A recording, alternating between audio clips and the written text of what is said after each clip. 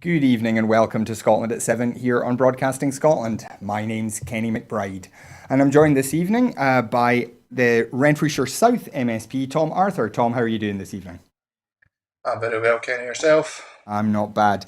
We are also going to be joined at about 7:30 by Neil Gray MP, so we will be coming to him at about 7:30. We just have Tom for the first half hour, but that's no restriction. I'm sure we can still have a good chat. But first, we're going to go through today's headlines, and we start, as we always do, with our coronavirus update. So as of 2 p.m. today, a total of 981,280 people in Scotland have been tested through NHS Scotland labs and UK government regional testing centres. Of these, 918,468 were confirmed negative, 62,812 were positive. There were 1,281 new confirmed cases of COVID-19 in Scotland today, and sadly, there were 28 new reported deaths.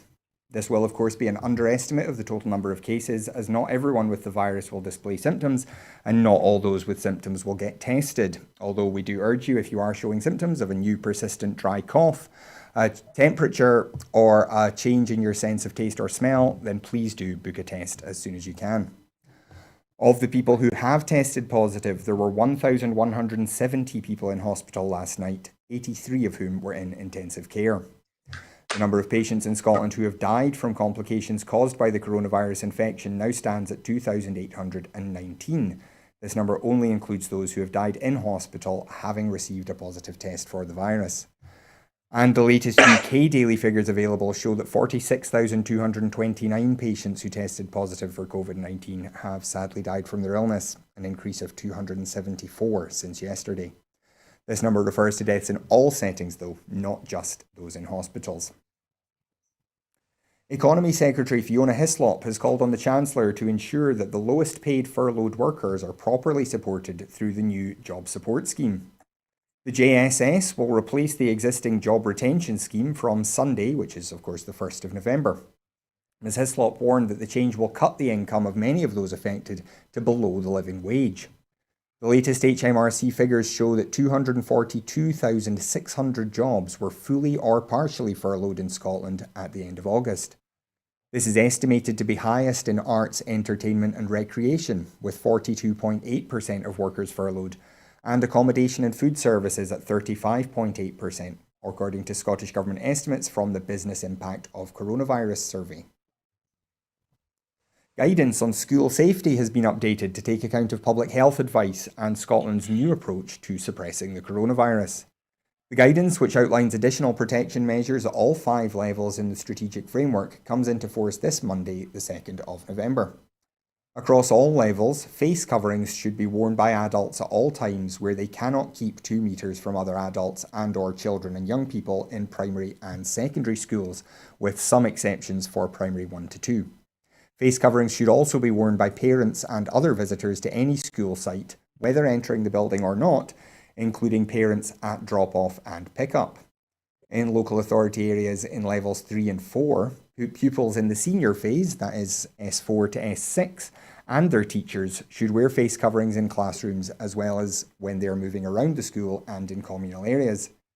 Guidance for school staff and pupils at the highest clinical risk, that is people who are shielding, has also been updated. The UK government's Eat Out to Help Out discount scheme to boost spending at restaurants, cafes and pubs over the summer helped spread the coronavirus and contributed to a second wave of infections, according to a new study. For the month of August, the government offered diners up to a 50% discount of up to £10 per head on meals between Monday and Wednesday to kickstart the economy and encourage people to spend money again after the pandemic lockdown. Between 8% and 17% of newly detected infection clusters could be linked to the scheme during that period, according to the study by the University of Warwick. Areas where there was a high uptake of the scheme saw an increase in new infections about a week after it started, the study found. Meanwhile, the research said those same areas saw a decline in new infections a week after the discount offer finished. The Treasury said it did not recognise the findings of the study. A study suggesting a coronavirus variant originating in Spain now accounts for most UK cases has highlighted the weakness of the government's travel policies over the summer, experts have said. Research from scientists in Switzerland, which is yet to be peer reviewed, has revealed that a new variant of coronavirus, known as 20AEU1, appears to have cropped up in Spain during the summer and has since spread to multiple European countries, including the UK. In Wales and Scotland, the variant was at 80% in mid-September, whereas frequencies in Switzerland and England were around 50% at the time, the authors said. The variant appeared in the UK in the middle of July when quarantine-free travel to Spain was allowed for England, Wales and Northern Ireland. However, the new variant of the virus is now common in countries across Europe, meaning travellers to and from many countries could since have brought it back to the UK. Providing key workers with access to personal protective equipment to tackle the coronavirus pandemic through the winter and beyond is the focus of an action plan published today by the Scottish Government. The plan covers health, social care and other essential public services where people need to wear masks, gloves, eye protection and/or gowns to combat the virus. It will support the NHS in preparing to deal with normal winter illnesses and weather and the potential impact of exiting the EU. It also sets out plans for a sustainable supply chain, including working with Scottish manufacturers. New plans to put improvements in air quality at the heart of Scotland's green recovery have been set out. The Scottish Government is consulting on a number of proposals to further reduce air pollution, including potential controls on the supply of wet wood and house coal. The draft 5-year Cleaner Air for Scotland 2 strategy follows the recent programme for government, which set out a number of actions being taken forward to ensure a green recovery from the coronavirus pandemic, prioritising support for health, well-being and tackling climate change. The 1-year-old son of Mercy Baguma, the Ugandan asylum seeker who died in her Glasgow flat in August, along with the child's father, have both been granted asylum by the Home Office. Adriel and his father Eric Nana, who now has sole custody of his son, have both been given permission to remain in the UK. Mr Nana's MP, David Linden, had previously secured a commitment from the Prime Minister that the case would be given special ministerial attention. And finally, support for independence continues to be the settled will of the people of Scotland, with another new poll showing a majority would vote yes in an independence referendum. The poll, conducted by Theresa May's former pollster, is the 11th consecutive poll to show a majority for yes, and puts the SNP on 58% of the constituency vote in May's election. Brexit and the UK government's handling of the COVID-19 pandemic were among the most persuasive arguments for independence, with 79% of voters surveyed agreeing that Boris Johnson is not the leader I want to have for my country. The study also found that Boris Johnson's opposition to an independence referendum is unpopular, with 53% of voters saying the UK government would be wrong to deny a referendum if the SNP win a majority in next year's Scottish Parliament elections. And just before we come to Tom to discuss the economics of where we are just now, just a reminder that if you do want to join the conversation here on Scotland at 7, you can do so by following us on Twitter at BroadcastScot and then tweeting using the hashtag Scotland at 7. As you can see on the screen there now, we will be flashing those tweets up on the screen throughout the show, so do please get involved. Now, Tom, we're here this evening to really talk about the economics of how COVID has affected Scotland and how we look at our recovery. But first, I wanted to come to you on these new restrictions. The First Minister announced these. We've since seen a number of people objecting on various grounds. But I wonder, do you think that the Scottish Government has made the right moves here? Thank you, Kenny. I do. I think what was announced is a balanced and proportionate response that reflects the circumstances in which we find ourselves presently. Over the course of the summer, we were successful through our collective efforts to suppress the virus to very low levels. But we have seen since society has reopened that we've created that space for the virus to start to circulate again. And clearly through September into early October, we saw the numbers increasing. Numbers of infections increasing, number of hospital admissions and ICU admissions increasing, and sadly the number of deaths increasing. However, we know the picture is not even across Scotland. There are areas such as the Central Belt, where I represent, where there's a higher prevalence of the virus and a higher number of people testing positive on a daily basis than there is in other parts of Scotland. So this new framework that's in place, which allows for local variation, means that we can have a more targeted response, which means that in most parts of the country where we have lower incidences of the virus, there can be greater relaxations and greater freedoms. And in those parts of the country where the virus is, people are at increased risk of catching the virus, we can have those targeted interventions to help suppress the virus and move back down the levels and get back to the stage where we were in the summer. Mm. Now, obviously, there have been some people who are quite unhappy about this. People in Aberdeen Council suggesting that Aberdeen had been put in too strict a tier, whereas some people were arguing that Lanarkshire should have been in a higher tier, should have been in the top tier. How do you deal with these local authorities that feel that they've been hard done by and are looking for some sort of revision of these decisions?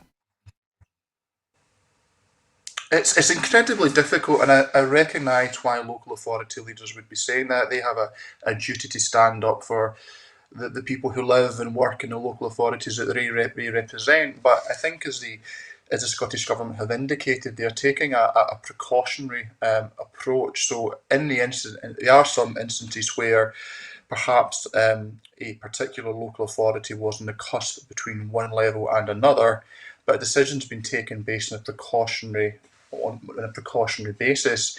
And what I would say is that these levels, such as levels 2 and 3, are not designed to be long-term solutions.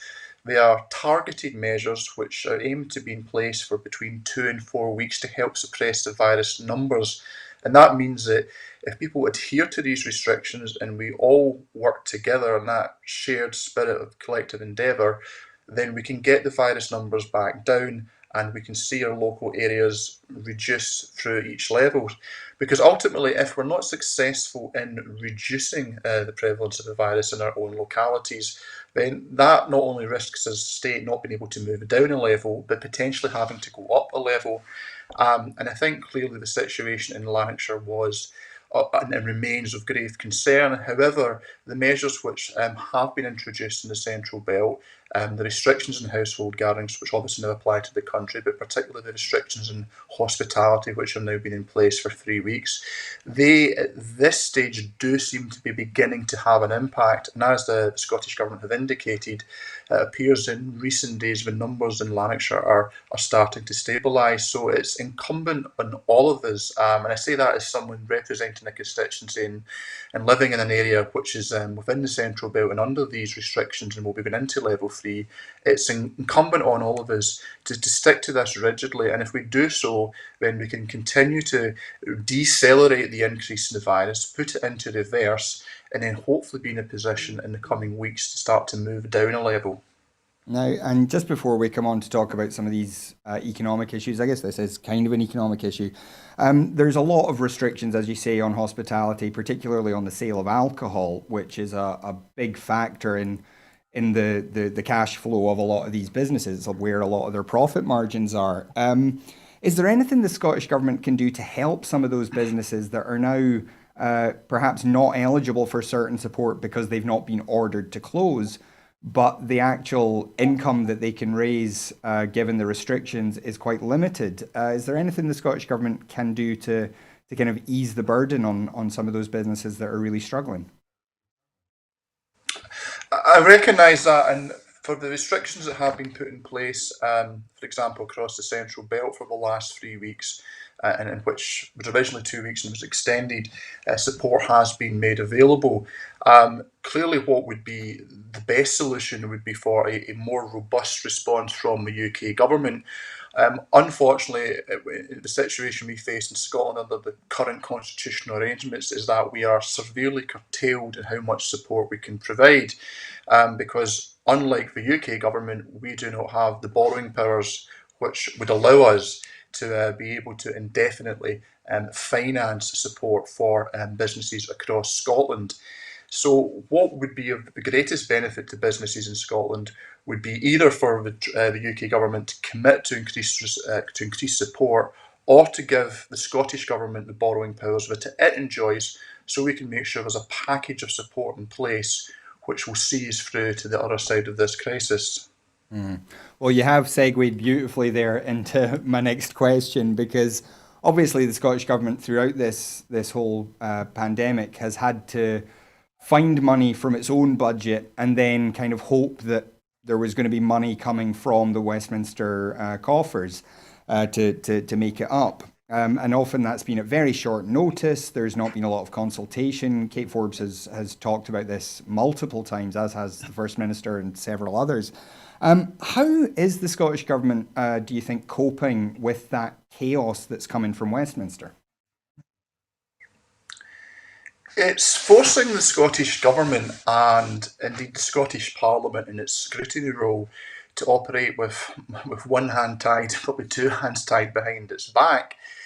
It is incredibly difficult for anyone in any set of circumstances to go and plan when they don't know what their budget's going to be from month to month. For governments, that works obviously on a year-to-year level, and the UK government is not setting a budget, has not announced the setting of a budget. And I won't go into all of the sort of arcane complexity of how Scotland's budget process works with regards to the fiscal framework, but to put it very simply, it is incredibly difficult for the Scottish Government to propose a budget, for the Scottish Parliament to pass a budget, with any degree of certainty, if the UK government has not already passed its budget, because the reality is that the majority of money that the Scottish Parliament has available for spending is still determined by the UK government via the block grant. Um, and in terms of the operation of the limited devolved taxes that we have, they are still dependent upon forecasts about equivalent reserve taxations. And this is something that the Finance and Constitution Committee in the Scottish Parliament has looked into. And prior to the onset of the pandemic and these extraordinary times we are living in, it was already clear that the fiscal framework was not fit for purpose. It was creaking under the strain then. And what this crisis shows is that we need to have far more fiscal levers within Scotland. And obviously, the best solution would be for Scotland to be an independent country and enjoy the powers that other similar countries like Ireland and Denmark have.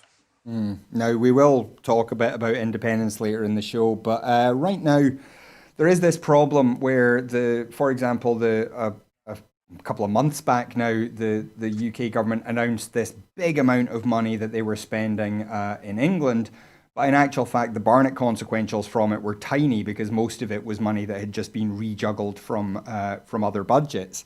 And now we're in a situation where it's not entirely clear how the Barnett formula would affect funding for local issues like the money that was just given to Manchester. Yeah. How do you think the Barnett formula works in this sort of crisis? Is there maybe time now to look at some other way of organising how money comes into Scotland? It's a. I think that question, if it was a question, if that question was posed by the UK government, it would be a loaded question because clearly their aim would be to reduce funding for Scotland while not giving us the commensurate tax raising powers to manage their own resources. I think that as I've said, the best solution would be greater financial autonomy for Scotland, and with that, the borrowing powers that other countries enjoy. The fundamental issue that we have is that we have a limited set of tax raising powers, and we have a limited set of powers over social security. But we do not have the borrowing powers that are commensurate with these powers. We do not have the borrowing powers to manage the risk and volatility that inevitably comes with these powers. And so that goes back to my earlier point. The current fiscal arrangements aren't fit for purpose pre-COVID.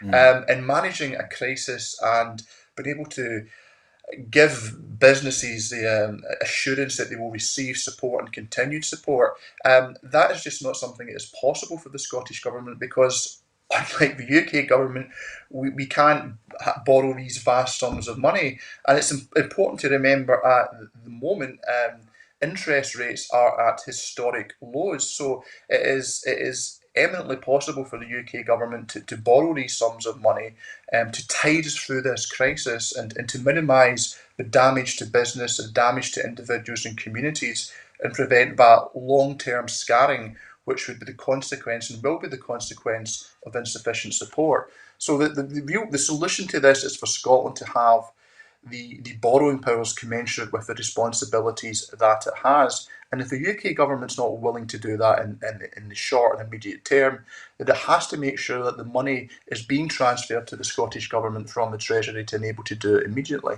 Mm.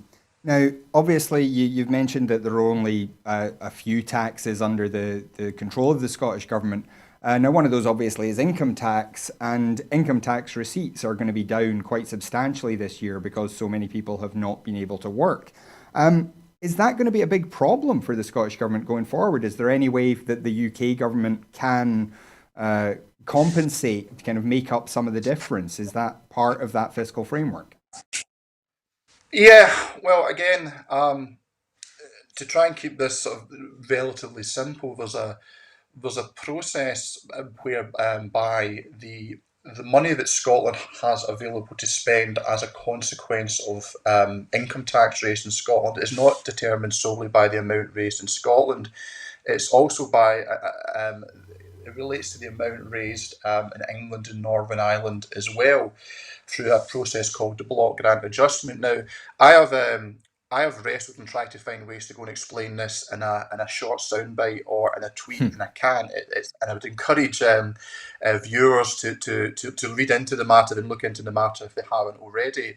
But it can lead ultimately to rather perverse scenarios where we can increase our income tax take in Scotland.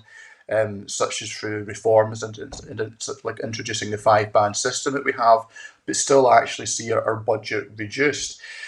So we do have a complex system, but to make one simple point, whether or not the actual material impact of a reduction in income tax in Scotland as a consequence of the pandemic, that's going to there's a relative aspect to that, which is to what degree income tax revenue will have reduced in England and Northern Ireland. Mm. So if, for example, the relative reduction is the same due to the block grant adjustment mechanism, it shouldn't have a material impact in Scotland. But if, for example, income taxes in England are perhaps more stable than what they have been, and there's been a greater reduction in Scotland, then that could be to our detriment. And for example, that could be the case because tourism plays a bigger part within our economy, and so as a consequence, it's been more adversely affected as a consequence Mm. of the pandemic. Whereas if we maybe thought of financial services concentrated in the southeast of England, where you have very high paying jobs, which are perhaps, and maybe just speculating here off the cuff, but have been able to continue through working from home, you could see a scenario there where different parts of the UK, different parts of Scotland will have been disproportionately impacted as a consequence of COVID. So that's something we're going to have to look at very closely. And that we'll start to get a sense of where that's going when the SF's Scottish Fiscal Commission begin to make their forecasts for what the income tax take for Scotland will be. Obviously, it's I should probably just conclude by saying this is not something that happens immediately because the process of reconciling all this complexity comes, uh, 2 to 3 years after the Mm. tax year. But I'm realising I've contradicted myself. I said I didn't want to go into the arcane complexity of this, and I can sense you're slipping away and struggling to keep up with me Oh, here. not at all. We Um, have we have a very, very highly intelligent viewership. I'm sure they're all following you perfectly. I wonder, this issue of the Westminster not communicating well, of not announcing things, not giving Scottish Government advance warning of things, changing financial announcements at the last minute, and even on things like hiding Brexit planning information from the Scottish Government, even when they know that it's going to affect Scottish Government responsibilities. Do you think this lack of coordination with the devolved governments is incompetence at Westminster, or do you think there's something malicious about it? Yeah, it's a kind of cock upper conspiracy. I think incompetence is a part. I think arrogance as well, and I think they're conflicted because it was within, I think, the Westminster political establishment, the unionist political establishment. There's a resentment of the Scottish government because of how the Scottish government is perceived to be performing because of support for independence. And so naturally they want to attack the Scottish government, they want to attack devolution, but they also realise in doing so they just drive up support for independence. So we're quite conflicted. But I think one of the fundamental things we've seen emerge over the last 7 months in this pandemic is belatedly, 20 years belatedly, a realisation in Whitehall that devolution is real. It's here. They are devolved parliaments in Scotland, Wales, and Northern Ireland, and they do have, in areas such as public health, considerable authority, and they will exercise that. And that has been and that process of having to come to terms with that has been something that we've seen evidenced in material ways about announcements for funding and support, but also, particularly earlier on in the pandemic, the language that was being used by the Prime Minister, who presented, announcements as if they were for the entirety of the UK, when in Hmm. fact they were only for England. So there's been this process of adjustment now. Had this pandemic taken place in the year 2000 or 2001, when devolution was fairly new, then one one was being charitable. You could perhaps understand that, but we're not. We're 20 years into devolution, and I think what it has demonstrates is the UK government's attitude towards devolution, and a lot of the frustrations that perhaps have existed between the devolved administrations and the Westminster government, which have maybe not been played out in the public domain. To some extent, people are able to see firsthand now in the way the UK government's responded, in the way in which they've perhaps not engaged as effectively with the devolved administrations as they should.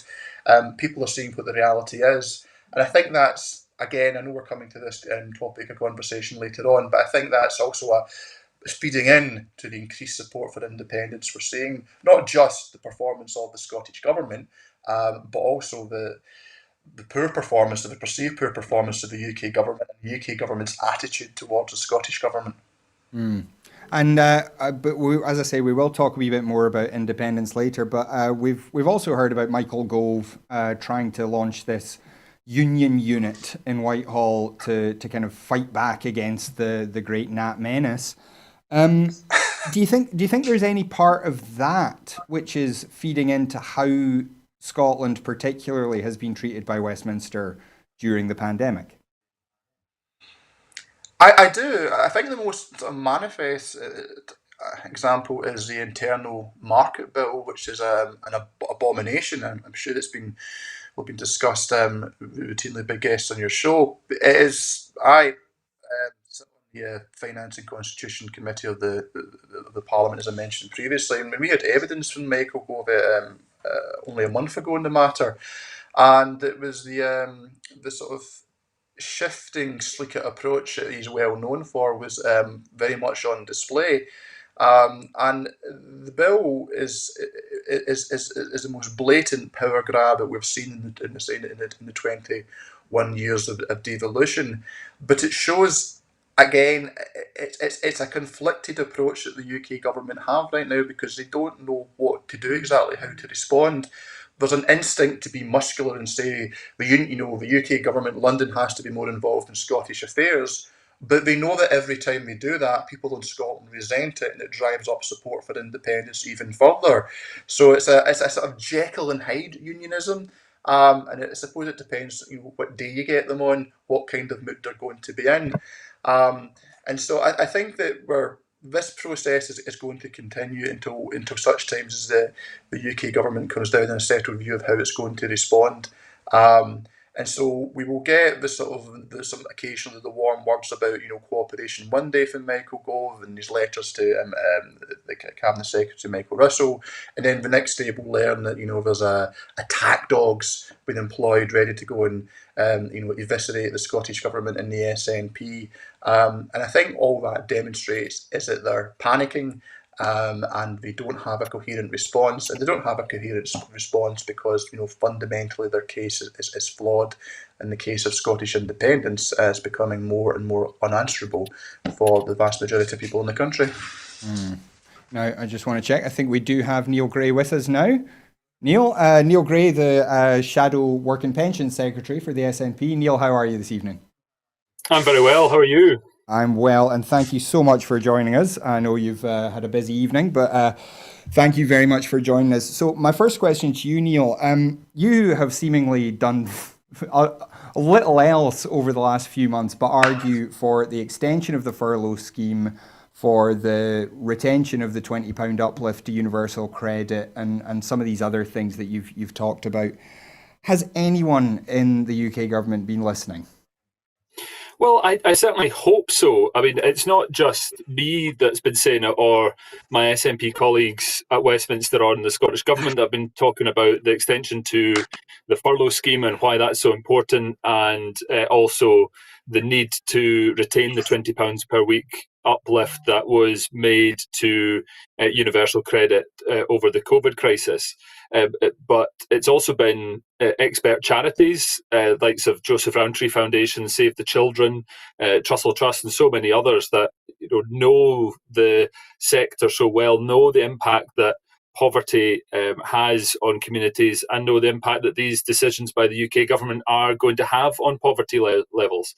And we've seen again today the problems that are being exacerbated in terms of wealth inequalities and the distribution of wealth, and the impact that COVID has had on that. And that's why it's critically important that, particularly on the £20 a week issue, that the UK government does step up. It's not just about whether it's dependent on COVID or not. It needs to be done regardless, because even with the emergency temporary £20 a week uplift universal credit, people who are out of work today will still be £1,000 a year worse off than they would have been in 2011 under previous schemes. So it's really very important, and also the need for it to be extended to legacy and benefits as well, which disproportionately impacts on disabled people. So I think we're starting to see some positive noises. A Treasury spokesperson was out the other day saying that Rishi Sunak was sympathetic to the idea of perhaps extending it depending on where the pandemic is. And we saw Douglas Ross talking today about his sympathy towards an extension to the £20 a week limit. So I'm hoping that we're starting to get some traction behind what we've been talking about. But unfortunately, on the furlough issue, that appears not to be, even at this 11th hour, we're still making the calls, but it appears not to be getting heeded by the UK government, and they're persisting with a job support scheme, which is not nearly as supportive as what the furlough scheme was. Yeah, now, Fiona Hislop, we did cover this just before you came on the show, and we were going through the headlines.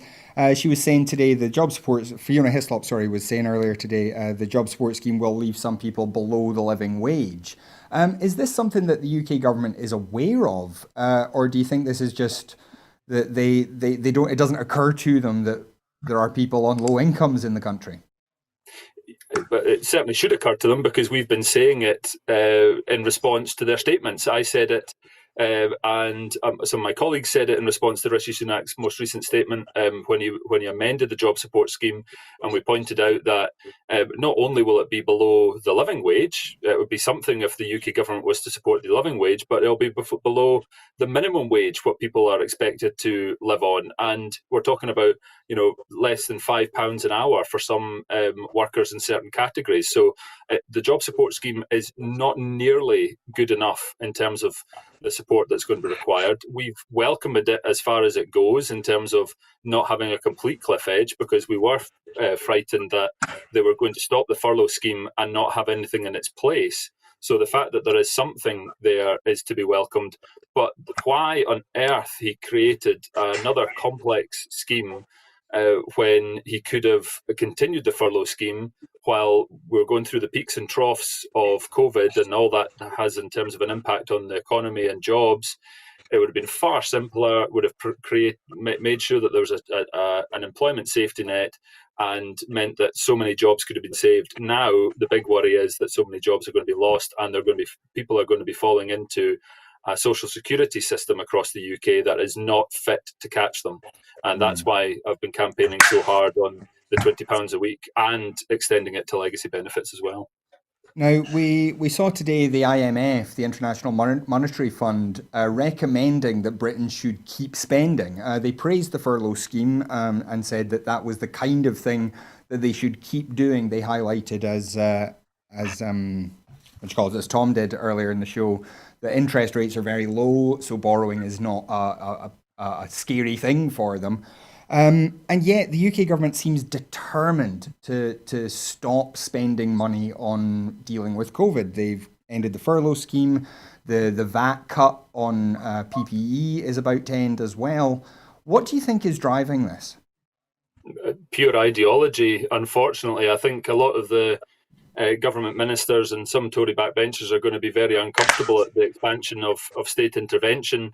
And I can understand to a certain degree because, the borrowing levels have hit record levels, and that is obviously of concern to a certain extent. But, we need to fix the situation in terms of the economy and the potential for generational unemployment if we don't get this right.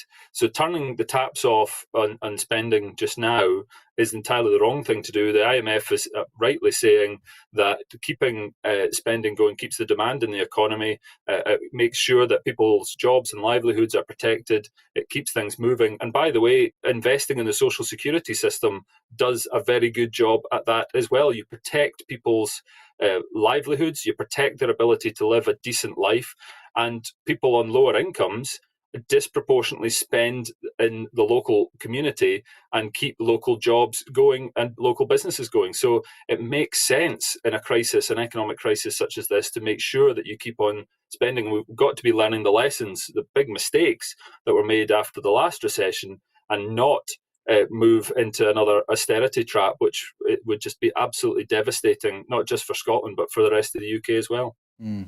Now, as you say, we are heading into winter now. Obviously, flu season is about to begin. We're expecting a rise in unemployment as the furlough scheme ends. And then, of course, we have the end of the Brexit transition on December the 31st. How bad do you think things can get for us over the next few months?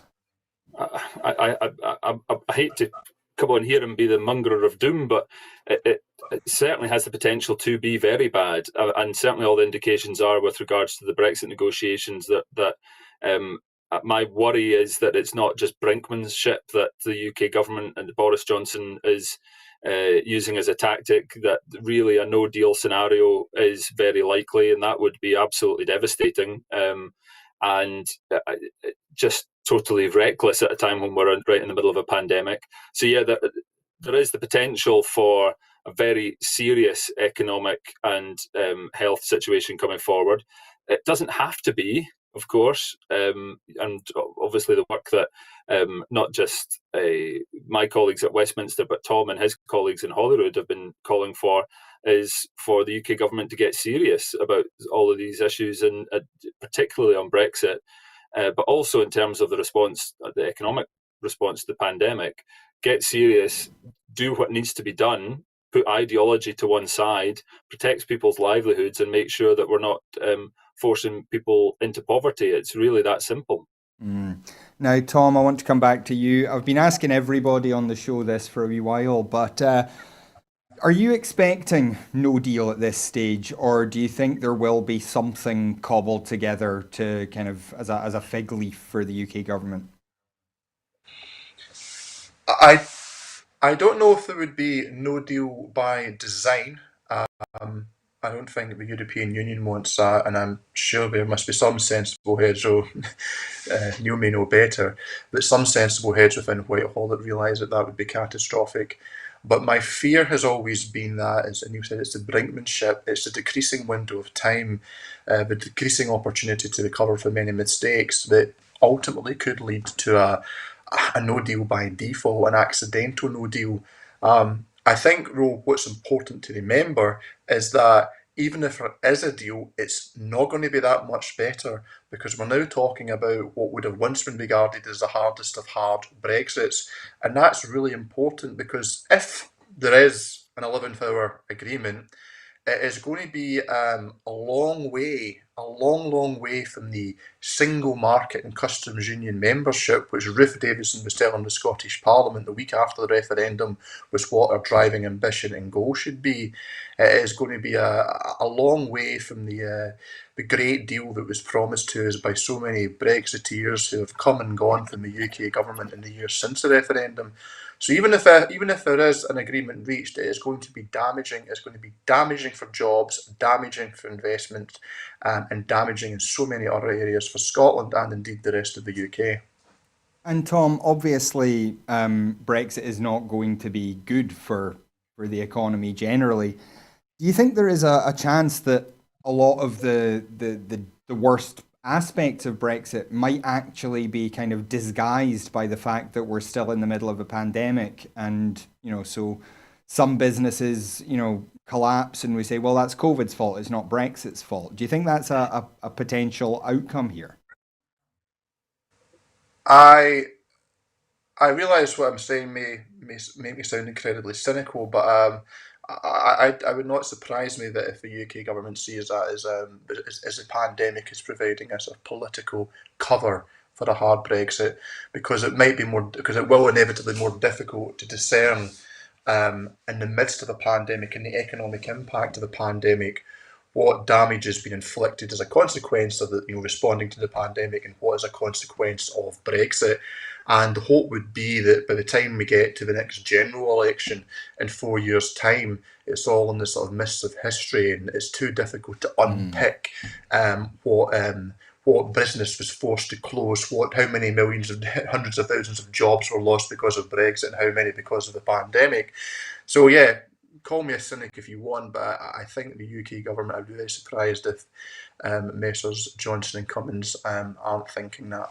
Well, see, I asked the question because I'm kind of cynical, Tom. So I'm going to turn back to Neil now, though. Neil, basically the same question to you. Are you expecting no deal now, or do you think that something will be cobbled together at the last minute? My expectation has always been that there will be some form of deal, but how far that departs from effectively a no deal scenario is, and the outcome of a no deal scenario, it remains to be seen. I struggle to see how they're going to overcome some of the fundamental impasses that exist, such as on fisheries and state aid and various other areas that would be a barrier at the moment where neither side are willing to budge. So I think it's going to be very difficult for them to get to any meaningful deal that is actually going to improve the situation beyond what we would see from a no deal scenario. But what I'm obviously encouraging UK government ministers to do is, as I say, get serious, put the ideology to one side, ignore the.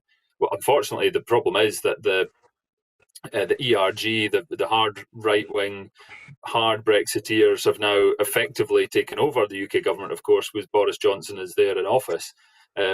So, but I would have encouraged them to ignore that element of the party, and to find an agreement that would mean that as much of the trading relationship and as much of the benefits that are garnered from our relationship with the European Union could be protected for the benefit of everybody. But sadly, I think they find that this is just all a game, and their concern for the fallout is not terribly great. So Mm. I'm not terribly optimistic, it has to be said. Now, obviously, things are likely to get worse economically, whatever kind of deal happens, all the way from something a bit less than the single market, all the way down to no deal, where we're looking at miles and miles of trucks queuing at Dover and all kinds of other problems. I wonder, how quickly do you think we'll start to see those effects, and how do you expect people to react when they see what Brexit actually means? That is difficult to say. I mean, I think if there is an effective no deal scenario, then the first impact you'll see is from the markets and the investment changes and where people choose to put their capital. That is what will be the first reaction that you'll see, and depending on the sectors that are particularly worst hit, you'll see differential changes there. But in terms of people's reaction, I would certainly in Scotland, if it's something like a no deal scenario, I think people will react pretty quickly, and will not be terribly happy. And I would expect people to voice that concern publicly, and certainly Civic Scotland, I know up until now has been rather anxious about there being a no deal scenario, and I would expect some form of reaction if that happens. But it is difficult to say because, as we've already talked about, we're in the midst of a pandemic, and it's difficult. It's going to be difficult to ascertain the why one part of the economy is falling, and whether that is down to COVID or down to the Brexit situation. Whatever the situation is, we can certainly look to the UK government and say that for every job lost, that is a failure of their management of the economy. We have to remember that at the start of the summer, Rishi Sunak and Boris Johnson were telling everybody that they were going to do everything, all it took. They would do whatever was necessary. Now, all of a sudden, the last few weeks, he's saying that he can't save every job, and he's expecting greater job losses. So the rhetorical shift has been rather large, and I would expect that to be the same when we come out in the new year, depending on what the Brexit situation is as well, that they will try to pin the blame anywhere but at their own door. And the prime candidates obviously will be the European Union, but SNP bad, somehow they'll try and find a way for it to be our fault.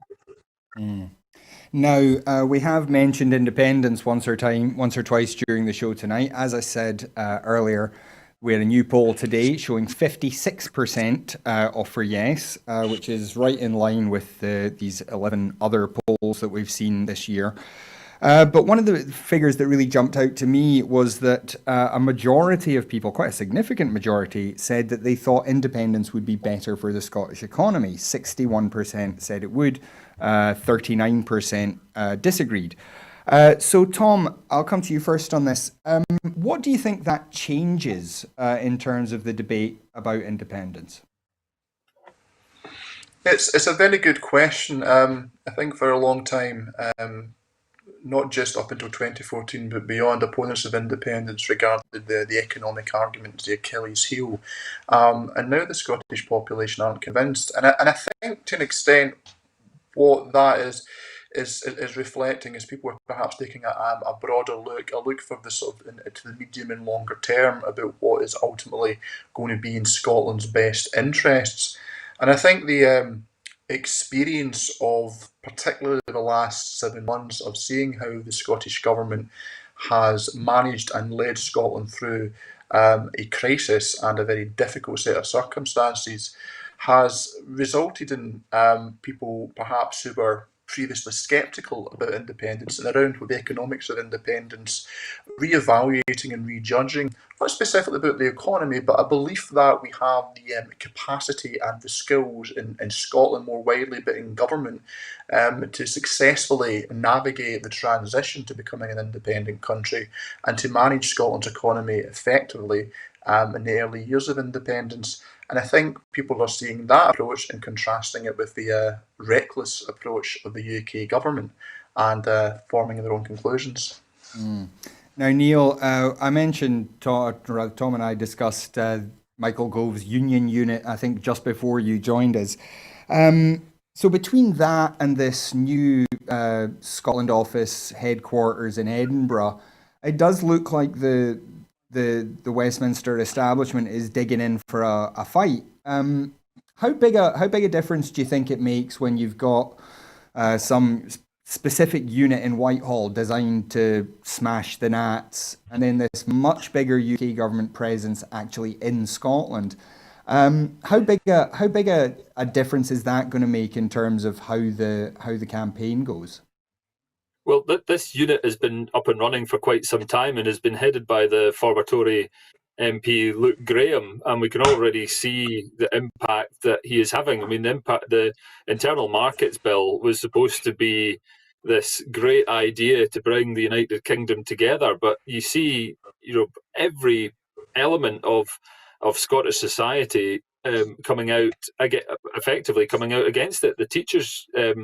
The General Teaching Council this week, an extraordinary intervention that really puts the UK government in a difficult position. The Law Society of Scotland. There's so many areas that are incredibly critical of the Internal Market Bill and the potential impact that it's going to have on devolution and the ability of the Scottish Parliament to function and to be able to decide upon and govern in devolved areas. I mean, it's just an absolute disaster. But I think going back to your previous question, so I don't actually think that at the moment it's having a great impact, that unit, quite frankly, and I think that is borne by a huge lack of understanding about Scottish politics and about where the Scottish public are in terms of what their priorities are from their politicians, and that includes the former Tory MP Luke Graham. But going back to that poll today, one of the most interesting aspects of that poll for me actually was, aside from the 11th, this being the 11th poll in a row with independents in front, and also showing 58% support for the SNP in the constituency vote, but also in terms of people's perceptions about how each government is doing at managing critical areas such as managing the economy, handling the exit from the EU, the NHS, handling schools, and the coronavirus pandemic. On every single measure that people were polled on, the Scottish government was vastly superior to the UK government, including on managing the economy, which, of course, as Tom has rightly already said, the Tories used to pride themselves on being the party that people would turn to in terms of economic security, which is, of course, a load of nonsense, but that's certainly been the perception. Now that is all up in the air, and people in Scotland are looking to the SNP and the Scottish Government for the leadership that is required at this time. So that, for me, was probably the most critical part of that poll, alongside the fact that people are still in favour of independence by a majority, which is great news. Mm. Now, Tom, I'll come back to you here. There are a number of people in the independence movement who feel that the SNP and the Scottish Government have not necessarily pushed hard enough to get to an independence referendum before Brexit really hits home on December the 31st. What's your message to people who have that kind of concern that the Scottish Government and the SNP are not trying hard enough? I can appreciate the frustration that many people who support independence have about the current state of affairs. We all share that. It's just that I have that frustration. It's why we want independence for Scotland, because we know we could do a far better job of running our affairs than the UK government could. But the reality is, right now, we are in the midst of a global pandemic. This is not just a once in a generation event, to use a term, it's a once in a century event. We are collectively, not just in Scotland, but right across the world, going through the kind of events that we normally make disaster films about. So we've got a job to do, and the people of Scotland are looking to us, are looking to the SNP, they're looking to the Scottish Government for leadership to get through this pandemic. And as the First Minister, I think, very well observed a few months ago in relation to opinion polls that had come out, is that there may be a bit of show, not tell. People are looking at the Scottish Government, they're looking at the leadership of Nicola Sturgeon as First Minister, and they like what they see. And it is inspiring and breeding confidence in the Scottish people, which is to move towards independence. And I think that is underlying a lot of the increase in support that we're seeing. So my view has always been that Scotland will become independent when it is the settled will of the Scottish people, when a majority of people in Scotland settle on that. We are now seeing that. And I would say that as we move towards the elections in May next year, there's an opportunity to consolidate the gains we have made in the polls and to build on it.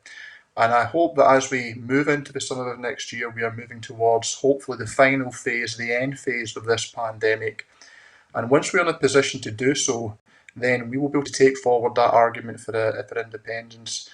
And we will be able to do so convincingly to take a majority of people of Scotland with us, because I have no doubt that by the time we get to that election in May, independence will be clearly and indubitably the settled will of the Scottish people. Now, we just have a couple of minutes, so I just want to ask you both one more question. It's pretty much a yes or no. Michael Russell suggested that September next year was a plausible time to hold another referendum. So, Neil, do you agree with Michael Russell? Yeah, I think that's certainly feasible. But like Tom says, the next year's elections are going to be crucial for us in terms of getting to that point, and we can't take our foot off the gas and take people for granted. We've got to take the people with us.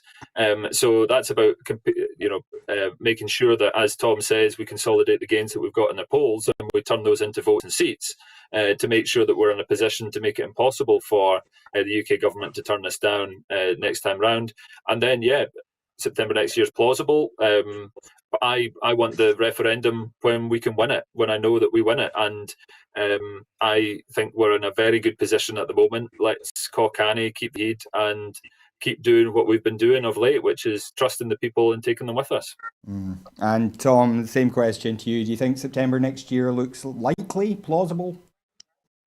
I think as a consequence of the legislation that we passed in the Scottish Parliament in December last year, the referendums bill, we've now got the legislative framework, the legal infrastructure, so to speak, to pass a referendum bill in fairly short order.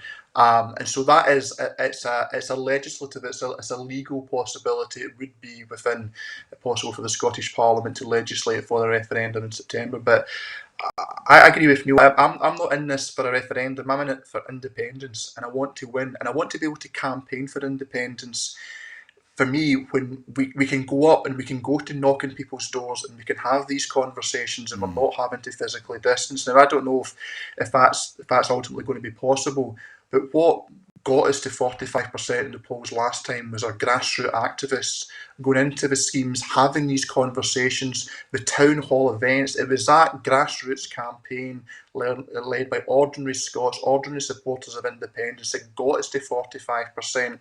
And that kind of campaign is just simply not possible during a pandemic. Our greatest asset is the movement. We're not going to be having the sort of big billionaire donors that the Tories and sort of the Unionist campaign will have. It's ordinary people going out and having these conversations. And right now, because of the pandemic, we're unable to do that. So I want us to be able to position to mobilise and use our best asset to make Scotland independent, and that's the people of the Yes movement. Well, I think we're all looking forward to the days when we can just get out and live a normal life, which for a great many of our viewers, I imagine, does include that door-to-door campaigning. Sadly, that is pretty much all we have time for tonight. Thank you so much to Tom Arthur, MSP, and Neil Gray, MP, for joining us. It's been a real pleasure. And thank you at home for joining us as well. The shows would not be worth making if we didn't have you with us. So thank you very much for being a part of this. If you're able to support Broadcasting Scotland, we do have to ask if you can go to broadcastingscotland.scot/register, sign up there as a supporter, and your £5 a month is what makes it possible for us to keep making programmes and keep building a better broadcaster for Scotland. If you're not able to support us financially, please don't feel bad about it. The shows will always be free to view online. You're always welcome to be a part of the Broadcasting Scotland family. But you can still make a big difference for us by following us on Twitter @BroadcastScot, by liking our Facebook page, subscribing to our YouTube channel, and then sharing these shows around with your friends, your families, random thugs in the street. Let them know why you support Broadcasting Scotland, and hopefully by attracting some new viewers to us, you'll have made a big contribution to helping us as well. And finally, if you're interested in getting involved here at Broadcasting Scotland, we do have an election next year to cover. We're potentially also looking at an independence referendum later in the year. It's going to take a lot of people to cover that. So if you're able to and you're interested in it, then do please get in touch with us. There's lots of opportunities in journalism, in technical stuff behind the cameras, and of course, to sit in this seat here and make yourself mildly famous from talking about the news with wonderful guests like Tom and Neil. But that is absolutely all we have time for. I will be back on Sunday with the full Scottish. But until then, thanks once again to Neil Gray and to Tom Arthur. Thank you for joining us and have a great weekend. Goodbye.